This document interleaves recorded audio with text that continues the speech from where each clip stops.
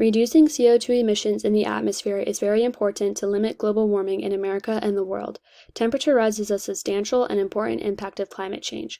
An area where temperature rise has had a great impact is Washington, D.C. Climate change has caused a 2-degree Fahrenheit increase in Washington, D.C., which is more than the national average. Summer days are hotter, and there has been an increase in rainfall. Rise in temperature also has bad health effects on residents. Examples include a rise in the risk of heat-related illnesses, respiratory issues from pollen, and an increase in diseases spread by mosquitoes. There have also been more frequent and severe storms which bring along flood damage.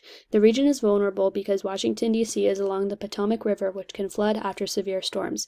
If the river continues to rise, sea level could rise 16 inches to 4 feet in the next century in Washington, D.C. To prevent climate change through the rise of temperature in the future, the city has enacted a climate-ready D.C. plan. The city also plans to reduce greenhouse gas emissions by 50% below the levels in 2006 in the next 12 years.